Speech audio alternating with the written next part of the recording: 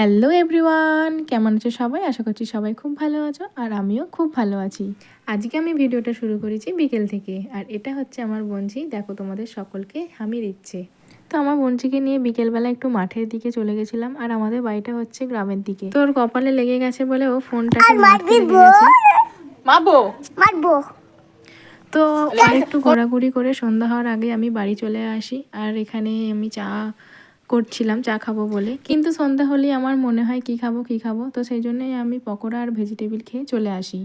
তোমাদেরকে একটা কথা বলি, আমার কিন্তু সামনে দুটো বিয়ে বাড়িও আছে, আর এটা আমি গায়ে হলুদে পরবো বলেই ঠিক করেছি। কেমন লাগবে আমাকে কিন্তু অবশ্যই জানিও। তো আর একটা আমি 3 পিস কিনেছিলাম, তো এটা একটু অন্য রকমের মতো দেখতে, তো সেই জন্য আমি এই 3 পিসটা কিনেছি। আর আজকে আমার রাত্রে একটু ইপ্পি খেতে শখ যাচ্ছিল, তো আমি আজকে ইপ্পিটা বানিয়েছিলাম একটু অন্য রকম করে। তো ইপ্পিটাকে আমি সেদ্ধ করে তার জলটাকে ফেলে দিয়ে, তো তারপর তেল দিয়ে আমি এরকম করে ভেজে নিই, আর লাস্টে ওপর দিয়ে এই মশলাটা দিয়ে দিই।